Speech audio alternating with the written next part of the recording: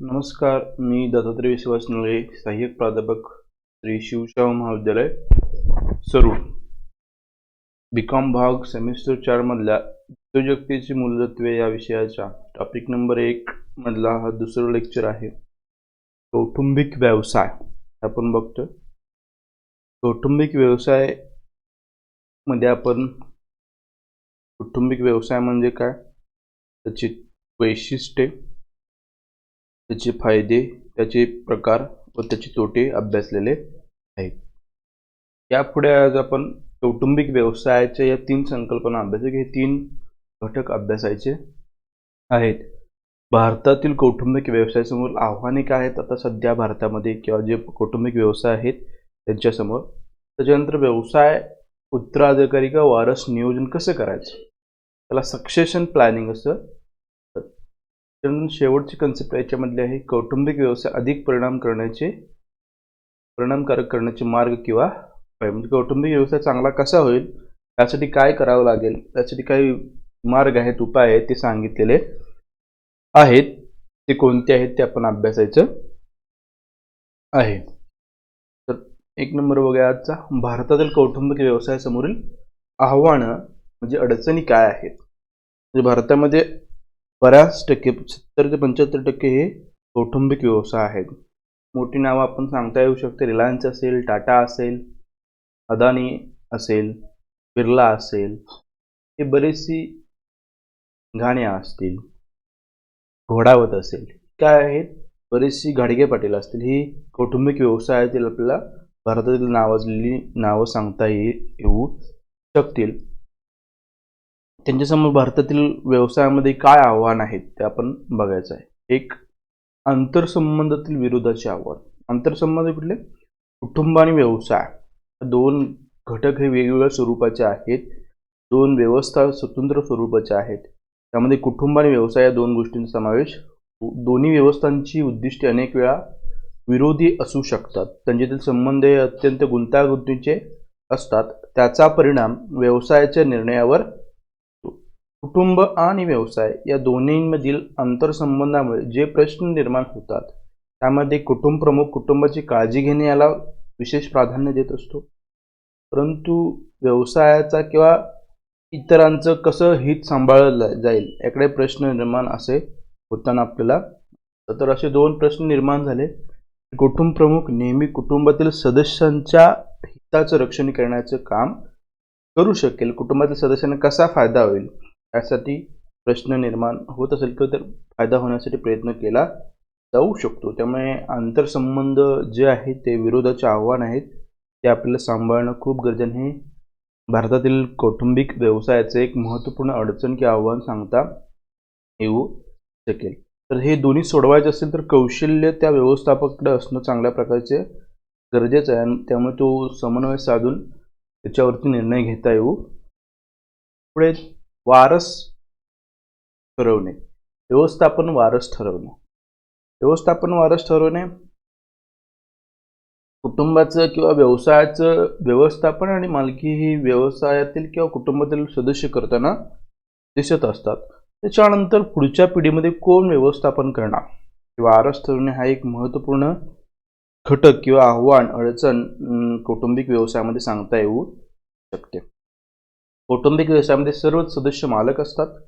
व्यवसाय चालवण्याची जबाबदारी कुटुंब प्रमुख घेत असतो, परंतु पुढच्या पिढीकडे व्यवसाय सोपवताना योग्य वारसाकडे व्यवस्थापन सोपवले गेले नाही तर त्या वारसांमध्ये संघर्ष निर्माण होण्याची शक्यता असू शकते. त्यामुळे व्यवसायाच्या प्रगतीवर त्याचा परिणाम होताना दिसतो. कालांतराने तो व्यवसाय बंद पडण्याची भीती निर्माण होऊ शकते. त्यामुळे वारसाचं योग्य नियोजन, सक्सेशन प्लॅनिंग हा खूप मोठा अडथळा भारतातील कुटुंब व्यवसायामध्ये किंवा जगातील कुटुंब व्यवसायामध्ये आपल्याला सांगता येऊ शकेल. रिलायन्स इंडस्ट्रीचा विचार केला तर सक्सेशन प्लॅनिंग योग्य पद्धतीने न झाल्यामुळे किंवा त्याचं कुटुंबाचं डिवायडेशन झाल्यामुळे तो आज जगातील 1 नंबरचा व्यवसाय झाला असता, परंतु हे वारस नोंद किंवा भांडवलातील संघर्षामुळे हे होऊ शकलं नाही. त्यामुळे सक्सेशन प्लॅनिंग एक महत्त्वपूर्ण आव्हान आपल्याला सांगता येऊ शकेल. त्याच्याकडे कौशल्य असतील, क्षमता असेल, त्याच्याकडेच व्यवस्थापन देणं हे खूप महत्त्वपूर्ण, अत्यंत काळाची गरज आपल्याला सांगता येऊ शकेल. पुढे भावंडांमधील संघर्ष, भावाभावामधील संघर्ष लक्षात घ्या. सर्वच सदस्य मालक असतात. व्यवसायातील नफा असेल, संपत्तीवर असेल, त्यांचा हक्क असतो. व्यवसायाच्या संपत्ती, नफा याच्या वाटणीतून भांडणं होण्याची, संघर्ष होण्याची शक्यता असू शकते. एखादा सदस्य जेव्हा वाटते की आपणास कमी वाटा, कमी हिस्सा मिळतो, कमी महत्त्व मिळते, तेव्हा तो वाद निर्माण होतो. जे एखाद्याला वाटलं भावांना मला कमी मिळते, माझ्यावरती अन्याय झालेला आहे, मला कमी महत्त्व दिलं जात आहे, तर अशा वेळी त्याच्यामध्ये संघर्ष निर्माण होण्याची शक्यता आहे आणि व्यवसायाचं विभाजन होण्याची शक्यता असू शकते. त्यामुळे विभाजनामुळे व्यवसायाची ताकद कमी होताना दिसते. फॉर एक्झाम्पल रिलायन्समध्ये भांडण्यामुळे रिलायन्सची ताकद कमी झाली, 2 डिवायडेशन झालं, त्यामुळे 2 वेगळे व्यवसाय सुरू झालेले आपल्याला दिसतात. त्यामुळे विभाजनामुळे ताकद कमी होताना दिसते. त्यामुळे असं वेगवेगळ्या अभ्यासातून असे स्पष्ट झाले की वारसाचं नियोजन, भावनातील संघर्ष यामुळे कौटुंबिक व्यवसायापैकी फक्त 30% व्यवसाय तिसऱ्या पिढीपर्यंत चालू आहेत. फक्त 30%. दुसऱ्या पिढीपर्यंत 50-60%, तिसऱ्या पिढीपर्यंत 30% आणि चौथ्या पिढीपर्यंत जातात किंवा नाही हा प्रश्न मोठ्या प्रमाणात असू शकतो. त्यामुळे हा एक महत्त्वपूर्ण आव्हान भारतातील कौटुंबिक व्यवसायासमोर असताना दिसते. पुढे कुटुंब व्यवसायात फरक करण्याचे आव्हान. कुटुंब व व्यवसाय ह्या 2 भिन्न संस्था आहेत लक्षात घ्या. कुटुंबाची उद्दिष्टे वेगळी असू शकतात, व्यवसायाची उद्दिष्टे असू शकतात वेगळी. त्यामुळे परस्पर विरोधी उद्दिष्टे असतील तर त्यांच्यासमोर संघर्ष निर्माण होण्याची शक्यता असू शकते. त्यामुळे कौटुंबिक व्यवसायासमोर कुटुंबाचा स्वतंत्र विचार करण्याचे मोठे आव्हान असते. त्या दृष्टीने कुटुंबातील सर्व सदस्यांची मानसिकता तयार करणे, प्रबोधन करणे आवश्यक असते. तर अशा पद्धतीने आपला कुटुंब आणि व्यवसायात फरक करणं महत्त्वपूर्ण, ते एक आव्हान आपल्याला सांगता येऊ शकतं. दोन्ही भिन्न घटक आहेत, दोन्ही भिन्न उद्दिष्ट आहेत. ते साध्य करताना आपल्याला कसरत करावी, व्यवस्थापनाला कसरत करावी लागू शकते. त्यामुळे हे एक सुद्धा महत्त्वपूर्ण आव्हान किंवा अडचण व्यवसायासमोर सांगता येऊ शकेल. बदलास सामोरे जाणे. कौटुंबिक व्यवसाय प्रामुख्याने कुटुंबातील जुन्या परंपरागत ज्या व्यक्ती आहेत त्यांचा अनुभव, ज्ञान, परंपरा यानुसार चालवले जातात.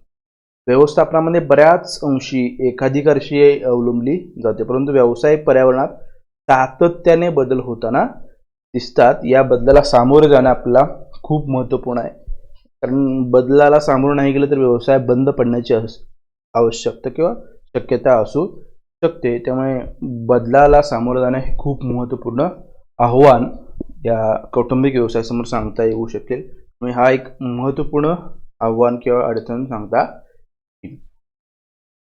नवीन पिढीस संधी देण्याचे आव्हान. नवीन पिढीस संधी देण्याचे आव्हान. कौटुंबिक व्यवसायामध्ये वडीलधारे लोक व्यवस्थापन करत असतात.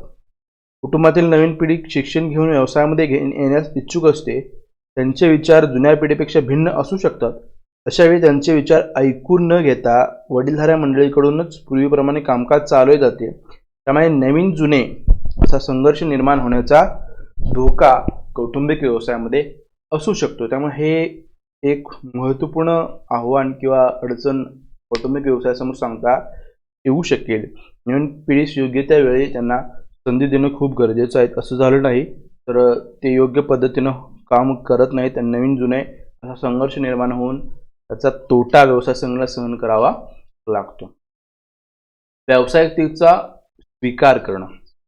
व्यावसायिक व्यवस्थापन किंवा व्यावसायिकतेचा स्वीकार होणं अपेक्षित आहे. व्यवसायामध्ये अनेक गुंतागुंतीचे बदल होत असतात, त्याचा वेगही जास्त किंवा मोठ्या प्रमाणात असतो. त्यामुळे कौटुंबिक व्यवसायाचे व्यवस्थापन करतानाही पूर्णपणे व्यावसायिकतेचा अवलंब करणे आवश्यक बनले आहे. त्यासाठी उच्च शिक्षण असेल, प्रशिक्षित बाहेर व्यक्तींची मदत घेणं असेल, हे खूप महत्त्वपूर्ण असतं. परंतु कौटुंबिक व्यवसायामध्ये अशा व्यक्तीची नेमणूक करणं टाळलं जातं. त्यामुळे सर्वच महत्त्वाच्या पदावर कुटुंबातील सदस्य काम करतात. त्यामुळे ते व्यावसायिक त्यांना तेवढा अनुभव असेल किंवा त्याचा काम करण्याचा अनुभव कौशल्य असतं तसं नाही. त्यामुळे हा एक सुद्धा महत्त्वपूर्ण तोटा व्यवसाय संघटनेला सहन करावा लागू शकतो. नेक्स्ट आहे दूरदृष्टी व दीर्घकालीन नियोजन. कौटुंबिक व्यवसायाचे व्यवस्थापन करताना प्रामुख्याने अल्पकाळाचा विचार व नियोजन केले जाते, परंतु सध्याच्या तीव्र स्पर्धेच्या काळात बदलत्या व्यावसायिक पर्यावरणात दूरदृष्टी व दीर्घकालीन नियोजनाचे आव्हान स्वीकारणे खूप महत्त्व आहे किंवा आवश्यक झालेलं आहे. त्यामुळे दूरदृष्टी ठेवणं असणं गरजेचं आहे. त्यासाठी दीर्घकालीन नियोजन करणं, त्याचं व्यवस्थापन करणं, ह्या सगळ्या गोष्टी त्याच्यामध्ये अवलंब करणं गरजेचं आहे. असं एक प्रकारचं नवीन बदल कामकाजामध्ये होणं अपेक्षित. त्यासाठी व्यवस्थापनातील तज्ज्ञ व्यक्तींची मदत घ्यावी लागेल, तर ती घेणं अपेक्षित आहे. ते कौटुंबिक व्यवसायामध्ये होताना दिसत नाही. त्यामुळे दीर्घकालीन परिस्थितीमध्ये स्पर्धेमध्ये व्यवसाय टिकून राहिला तसं शक्यता कमी असू शकते. सुदृढ ग्राहक संबंध व्यवस्थापन करणं. एक लक्षात घ्या, व्यवसाय चालवायचा असेल तर ग्राहक संबंध जेवढे चांगले असतील तेवढं व्यवसाय दीर्घकाळासाठी चालवला जाऊ शकतो. त्यामुळे दीर्घकालीन व्यवसाय यशस्वी करायचा असेल तर ग्राहक संबंध सक्षम असणं गरजेचं आहे. ते आव्हान व्यवसायानं स्वीकारणं खूप महत्त्वपूर्ण आहे किंवा आधुनिक काळामध्ये ते गरजेचं आहे. त्यामुळे ग्राहकांच्या आवडीनिवडी, गरजा, आर्थिक परिस्थिती विचार करून व्यावसायिक निर्णय कौटुंबिक व्यवसायामध्ये घेणं अपेक्षित आहे. तसं न झालं तर त्याचा फाटका, त्याचा तोटा, त्याचं नुकसान व्यवसाय संघटनेला सहन करावं लागेल. तर अशा पद्धतीनं भारतातील कौटुंबिक व्यवसायासंबंधी ही काही आव्हानं आहेत. ही जरी आव्हानं असली ते चांगलं कसं करायचं, त्याच्यावरती उपाय, त्याचे मार्ग आपण पुढे बघायचं आहे. त्याच्यानंतर अभ्यासाचं वारस नियोजन किंवा व्यवसाय उत्तराधिकारी किंवा वारस नियोजन कसं केलं जातं, म्हणजे काय, त्याला सक्सेशन प्लॅनिंग असं म्हणतात. तर त्याची काही व्याख्या दिलेली आहे. उत्तराधिकारी किंवा वारस नियोजन म्हणजे अशी प्रक्रिया की ज्यामध्ये कुटुंबाच्या सदस्यांपैकी कोणत्या एका सदस्याकडे मालक नेता बनण्याची क्षमता आहे ते ओळखणे व ती विकसित करण्याचा प्रयत्न करणे. एक लक्षात घ्या, कुटुंबामध्ये अनेक सदस्य काम करत असतात. प्रत्येक जण तो सदस्य त्या व्यवसायाचा मालक होण्याची शक्यता असू शकतो. त्यामुळे आपल्यानंतर कोण किंवा कुटुंब प्रमुखानंतर दुसऱ्या पद्धतीने दुसऱ्या पिढीमध्ये कोण तो व्यवसायाचा वारस होणार हे नेमायचं असेल तर ते ओळखणं गरजेचं आहे. त्याच्याकडे त्याची क्षमता असणं गरजेचं आहे. त्याचा विकास होणं अपेक्षित आहे. तर अशा पद्धतीने जी प्रक्रिया राबवली त्याला वारस नियोजन असं म्हणतात. म्हणजे वेळीच त्याची क्षमता ओळखायची, त्याला तशा प्रकारचं प्रशिक्षण द्यायचं, व्यावसायिकचा अभ्यास करण्यासाठी प्रयत्न करायचा, त्याचा विकास करायचा आहे. त्या ज्या क्षमता आहेत, जो काय मालक बनण्याची जे क्षमता आहेत, तो विकास करण्याचा प्रयत्न करणं म्हणजे वारस नियोजन. तर दुसरे एक व्याख्या दिले, वारस नियोजन मालक नेता नियुक्त करण्यासाठी नेतृत्वाची दुसरी फळी विकसित करण्याची संबंधित असते, जी सध्याच्या कौटुंबिक व्यवसायाच्या नेतृत्वानंतर व्यवसायाची जबाबदारी सांभाळू शकेल. तर अशा पद्धतीनं हे उत्तराधिकारी किंवा वारस नियोजन करताना दिसतं. अशा पद्धतीने उत्तराधिकारी किंवा वारस नियोजन केलं जाऊ शकतं. तर हे वारस नियोजन किंवा उत्तराधिकारी सर्वात प्रथम वॉल्टर मेहलर यांनी हे विचार मांडले आहेत. त्यांनी आपल्या एक्झिक्युटिव्ह कंटिन्युटी या ग्रंथामध्ये संकल्पना मांडली आहे. जनरल इलेक्ट्रिक मोटरमध्ये सर्वात प्रथम वारस नियोजन ही संकल्पना या वॉल्टर मेहरल यांनी राबवली आहे. तर वारस नियोजन ही संकल्पना कुणाची आहे, तर वॉल्टर मेहलर यांची ही संकल्पना आपल्याला सांगता येऊ शकेल. तर ते कसं केलं जातं, तर ते करण्याचे 4 टप्पे आहेत किंवा वारस नियोजन 4 टप्प्यामध्ये केलं जातं. वारस नियोजनाचा आधार व पाया तयार करणं. Make a solid case for a succession planning. कौटुंबिक व्यवसायामध्ये उत्तराधिकारी वारस नियोजन करण्याच्या प्रक्रियेमधील ही एक महत्त्वपूर्ण पहिली पायरी आहे. म्हणजे काय, पाया तयार करायचा, त्याची गरज स्पष्ट करायची. कारण कुटुंबातील सदस्यांचे मत तयार करणे महत्त्वाचे आहे. लोक बदला सहजासहजी तयार होत नसतात किंवा सहजासहजी बदल स्वीकारत नसतात. त्यामुळे सदस्यांना वारस नियोजनाची गरज व महत्त्व पटवून द्यावे लागते. वारस नियोजन हे विमा नियोजनाप्रमाणे असते. ज्याप्रमाणे भविष्यकालीन धोक्यापासून संरक्षण मिळवण्यासाठी विमा आवश्यक असतो, त्याचप्रमाणे कौटुंबिक व्यवसायामध्ये नेतृत्व बदलाची वेळ आल्यावर ज्या अडचणी निर्माण होऊ शकतील त्यावर मात करण्यासाठी वारस नियोजन महत्त्वाचे. ते सर्वसाधारणपणे वारस नियोजन ही एक गरज आहे काळाची, की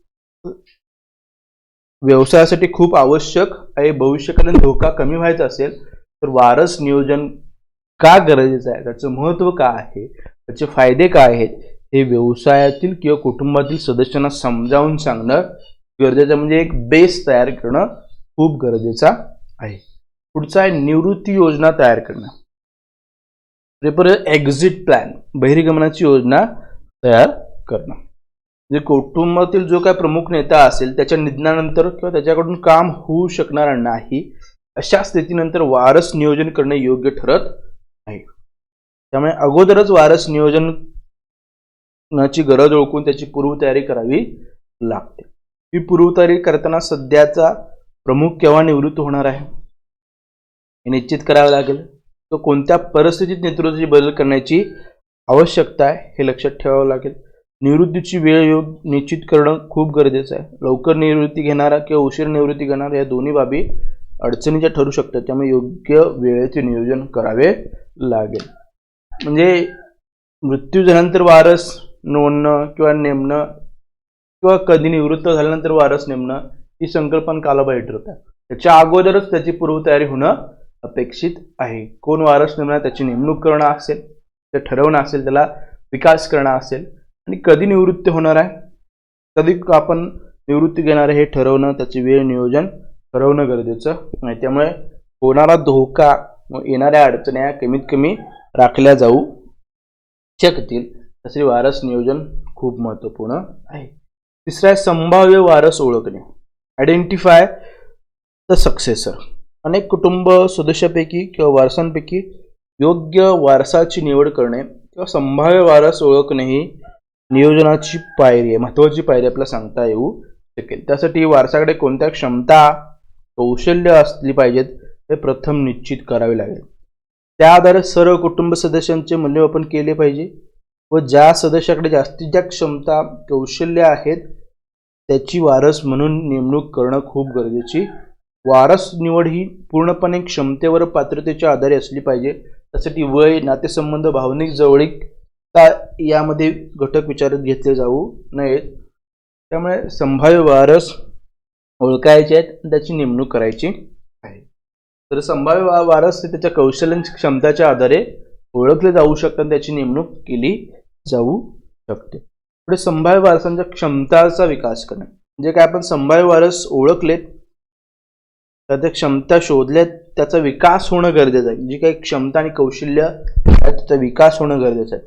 किंवा व्यवसाय चालवण्यासाठी कोणत्या कौशल्याची आवश्यकता आहे, ती कौशल्य नसतील तर त्याचा विकास होणं, त्याचं प्रशिक्षण देणं खूप गरजेचं आहे. त्यामुळे प्रशिक्षण काळाच्या ठिकाणी किंवा कार्याच्या ठिकाणी देणं असेल, सल्ला व मार्गदर्शन करणं असेल, छोट्या छोट्या वेगवेगळ्या प्रकारच्या जबाबदाऱ्या सोपवणं असेल, इतर मार्गाने त्यांना प्रशिक्षण दिलं जाऊ शकतं.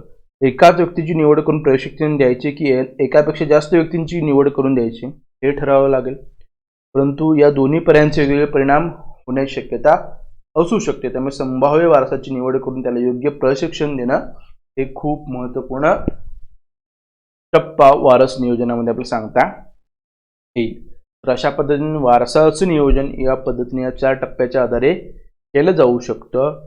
जे कुटुंब प्रमुखाच्या निधनानंतर किंवा कुटुंब प्रमुखाच्या निवृत्तीनंतर त्या व्यक्तीची क्षमता, कौशल्य विकसित होतील आणि तो व्यवसाय सांभाळण्याच्या ताकदीचा, क्षमतेचा होऊ शकतो, चांगल्या प्रकारे तो व्यवसाय सांभाळू शकेल. यासाठी वारस नियोजन हे खूप महत्त्वपूर्ण संकल्पना सांगता येईल. पुढे कौटुंबिक व्यवसाय अधिक परिणामकारक करण्याचे मार्ग किंवा उपाय. जे आव्हान आहेत त्या आव्हानं दूर करून कौटुंबिक व्यवसाय कसा चांगला होईल यासाठी प्रयत्न करणं गरजेचं आहे. त्यामुळे काय काय करावं लागेल, कोणकोणते उपाय, मार्ग करावे लागतील, आपण थोडक्यात अभ्यासूया. एक, कुटुंब व्यवसायाच्या उद्देशामध्ये व धोरणांमध्ये स्पष्टता व समन्वय असणं खूप गरजेचं आहे. एक लक्षात घ्या, कुटुंब व्यवसाय दोन्ही वेगवेगळ्या स्वतंत्र संस्था आहेत. त्यांचे उद्देश वेगळे असू शकतात, धोरणं वेगवेगळे असू शकतात, किंवा नेतृत्व आणि व्यवस्थापन दोन्ही घटकांचे उद्देश वेगवेगळे असू शकतात. त्यामुळे ते योग्य स्पष्ट असणं गरजेचं आहे, त्याच्यामध्ये समन्वय असणं गरजेचं आहे. म्हणजे कुटुंबाचे हे आहेत आणि व्यवसायाचे हे उद्देश आहेत किंवा समन्वय हे सांगता येऊ शकते, किंवा त्याच्यामध्ये समन्वय असणं अपेक्षित आहे. सदस्यांना माहिती देणं गरजेचं, सदस्याच्या हिताला प्राधान्य देऊन व्यवसायाच्या हितास बाधा आणू नये अशा पद्धतीचं समन्वय त्याच्यामध्ये असणं गरजेचं आहे. रोजगाराची व्यवस्था करणं असेल, त्या कुटुंबाच्या गरजा भागवणं असेल, त्यासाठी पैसा वापरणं असेल व्यवसायातील इत्यादी बाबीकडे दक्षता कुटुंब प्रमुखांनी घ्यावी लागेल. त्यामुळे कुटुंबाच्या उद्देश आणि व्यवसायाचे उद्देश किंवा धोरणं याच्यामध्ये समन्वय साधणं खूप महत्त्वपूर्ण आहे. तरच आपला व्यवसाय चांगल्या प्रकारे भविष्यात चालवला जाऊ शकेल. पात्रता व कौशल्यास प्राधान्य. कौटुंबिक व्यवसायामध्ये अनेक महत्त्वाच्या पदावर नेमणूक करताना कुटुंबातील व्यक्तींना प्राधान्य दिले जातं, परंतु असे प्राधान्य देताना त्याच्याकडे योग्य पात्रता, योग्य कौशल्य आहे किंवा नाही हे पाहावं लागेल. अशी पात्रता नसेल तर त्यांना पात्रता किंवा कौशल्य मिळवण्याच्या संधी दिल्या पाहिजेत. त्यामुळे कुटुंबाबाहेर जे कर्मचारी व्यवसायामध्ये काम करत असतात त्यांच्यावर अन्याय होत नाही, तसेच ते नाराजही होत नाहीत. त्यामुळे त्याचा परिणाम व्यवसायावरती चांगल्या पद्धतीने होताना दिसतो. त्यामुळे ज्याची नेमणूक करायची त्याच्याकडे पात्रता, कौशल्य असणं खूप गरजेचं आहे. नसतील तर ते मिळण्यासाठी त्याला योग्य संधी उपलब्ध करून देणं खूप गरजेचं आहे. त्याचा परिणाम व्यवसायावरती सकारात्मक स्वरूपाचा होऊ शकतो. कुटुंब सदस्यांचे प्रशिक्षण. अनेक महत्त्वाच्या पदावर कुटुंबातील सदस्यांना काम केले जाते किंवा त्याची नेमणूक केली जाते. त्यामुळे अनेक वेळा त्यांच्याकडे अनुभव कमी असतो, शिक्षण कमी असतं. त्यामुळे असं होऊ नये किंवा त्यांची पात्रता कमी असते, कौशल्य कमी असू शकतात. त्यामुळे व्यवसायामध्ये अनेक इतर कर्मचारी त्यांच्यापेक्षा अधिक अनुभवी असू शकतात, शिक्षण असणारे असू शकतात. त्यामुळे ते नाराज होण्याची शक्यता असू शकते. असं होऊ नये म्हणून व्यवसायामध्ये किंवा कुटुंबामध्ये व्यवस्थापनामध्ये कुटुंब सदस्यांचा प्रभाव निर्माण व्हावा, व्यवसाय सुरळीतपणे पूर्ण केला जावा यासाठी त्यांचे प्रशिक्षण घेणं खूप गरजेचं आहे. त्यामुळे योग्य वेळी प्रशिक्षण उपलब्ध करून देणं असेल, ऑन फील्डला असेल किंवा ऑफ फील्ड प्रशिक्षण असेल, दोन्ही पद्धतीच्या प्रशिक्षण सोयी सुविधा उपलब्ध करून देणं खूप महत्त्वपूर्ण आहे. त्याचा परिणाम व्यवसायावरती चांगल्या प्रकारचा होऊ शकतो. व्यवस्थापनाचे व्यावसायिकरण. सध्याच्या काळात व्यवसाय क्षेत्रामध्ये प्रचंड वेगाने बदल होताना दिसतात. ते गुंतागुंतीचे सुद्धा आहे. त्यामुळे उच्च शैक्षणिक पात्रता असणारे, प्रशिक्षण असणारे, अनुभव असणाऱ्या कुटुंबाबाहेर व्यक्तींनाच व्यवस्थापनामध्ये संधी दिली पाहिजे. त्यामुळे तज्ज्ञ व्यक्तींचा उपयोग व्यवसायासाठी करून घेता येऊ शकतो. त्यामुळे कुटुंब सदस्य व बाहेरील व्यक्ती या दोघांच्या समन्वयातून व्यवसायास जास्तीत जास्त प्रगतीपथावरती नेता येऊ शकतो. त्यामुळे व्यवस्थापनाचे व्यावसायिकरण होणं अपेक्षित आहे. व्यवसायाचे आधुनिकीकरण करायचं आहे म्हणजे व्यवसायाचं नवीन मॉडिफिकेशन करणं खूप गरजेचं आहे. म्हणजे व्यवसाय प्रभावी होण्यासाठी परंपरागत पद्धती तत्वावर फक्त अवलंबून न राहता बदलत्या पर्यावरणानुसार सुद्धा आपलं आधुनिकीकरण तंत्र बदलणं गरजेचं आहे. यांत्रिकरणाचा मदत घेणं खूप गरजेचं आहे. त्यामुळे उत्पादनामध्ये असेल, सेवेमध्ये असेल, ते योग्य बदल होणं अपेक्षित आहे. त्यामुळे आपण या स्पर्धेमध्ये टिकून राहू शकतो. त्यामुळे व्यवसायाचं आधुनिकीकरण करणं सुद्धा खूप महत्त्वपूर्ण मार्ग आपल्याला सांगता. व्यवसायाचं वारस नियोजन आपण ते मागाशी बघितले, खूप चांगल्या पद्धतीने होणं गरजेचं आहे. दीर्घकालीन व्यवसाय चालवायचा असेल तर योग्य पद्धतीचं व्यवसायाचं वारस नियोजन होणं अपेक्षित आहे. पुढे आहे कुटुंबाची घटना तयार करणं. जसं सार्वजनिक कंपन्यांमध्ये कंपनी शासन, कॉर्पोरेट गव्हर्नन्स असतात, रूल्स असतात, कोणत्या पद्धतीने काम करायचं. शासनामध्ये राजकीय शासन असतं. त्याचप्रमाणे कुटुंबामध्ये कुटुंब घटना तयार करणं गरजेचं आहे. तिला फॅमिली कॉन्स्टिट्यूशन्स असं म्हणलं. म्हणजे हे काय करायचं म्हणजे कुटुंबातील सदस्यांनी व्यवसायाचे हितसंबंध कसे जपायचे याचे नियम तयार करणं गरजेचं आहे. ज्याप्रमाणे कंपनीमध्ये असतं, तशाप्रमाणे शासनामध्ये असतं, तशाप्रमाणे कुटुंबातील व्यक्तीने काय करावं लागेल त्याची एक रचना, त्याचा एक नियम, त्याची एक कार्यपद्धती तयार करून त्याची एक घटना तयार करणं गरजेचं आहे. त्यामुळे कोणत्या सदस्याची कोणती भूमिका आहे, त्याने काय करावं, काय करू नये याचं मार्गदर्शन करणारं ही एक घटना तयार करणं गरजेचं आहे. त्यामुळे कोणतेही गैरसमज निर्माण होणार नाहीत. त्यामुळे परस्परांमध्ये विश्वास निर्माण होऊन कौटुंबिक व्यवसायाची विकास भरभराट होऊ शकते. तर अशा पद्धतीने कुटुंबाची घटना तयार करणं खूप गरजेचं आहे. दीर्घकालीन नियोजन. कौटुंबिक व्यवसाय प्रभावी बनवण्यासाठी त्या संदर्भात दीर्घकालीन नियोजन होणं हे काळाची गरज आहे. नवीन कोणत्या गोष्टी कराव्यात, कोणते नवीन व्यवसाय करता येतील, मनुष्यबळ जुळणी कशी करायची, भांडवल उभारणी इत्यादी संदर्भात दीर्घकालीन नियोजन केले गेल्यास संधीचा फायदा घेता येऊ शकतो. त्यामुळे येणाऱ्या अडचणीवरती मात करता येऊ शकतो. त्यामुळे दीर्घकालीन नियोजन त्याचं व्यवस्थापन होणं खूप गरजेचं आहे. त्याचं स्ट्रॅटेजिक प्लॅनिंग होणं अपेक्षित आहे. आणि विस्तारित कुटुंब.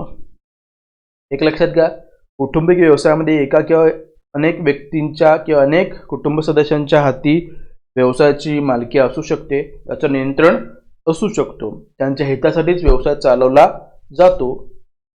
त्यामुळे सदस्यांना व्यवसायाबद्दल आत्मीयता वाटते. परंतु बदलत्या पर्यावरणामध्ये फक्त व्यवसायातील कौटुंबिक व्यवसायामध्ये फक्त सदस्यांचा विचार न करता ग्राहक असतील, पुरवठादार असतील, कर्मचारी असतील किंवा इतर ज्या संबंधित व्यक्ती असतील त्यांना सुद्धा त्याच्यामध्ये समावेश करून घेणं गरजेचं आहे. कौटुंबिक नाते निर्माण करणं गरजेचं आहे. त्यांचा विश्वास संपादन करणं खूप गरजेचं आहे. त्यामुळे कौटुंबिक व्यवसाय दीर्घकालीन चालवायचा असेल तर कौटुंब विस्तारणं गरजेचं आहे. फक्त सदस्य नाही तर इतर जे कर्मचारी आहेत, इतर जे लोक व्यवसायाशी संबंधित आहेत त्या सर्वांना आपल्या कुटुंबामध्ये सहभागी करून घेणं गरजेचं आहे.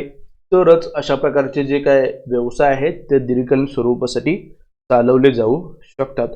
तर अशा पद्धतीनं हे कौटुंबिक व्यवसायाचं संकल्पना आपल्याला समजली असेल अशी अपेक्षा करतो. मी इथं थांबतो. धन्यवाद.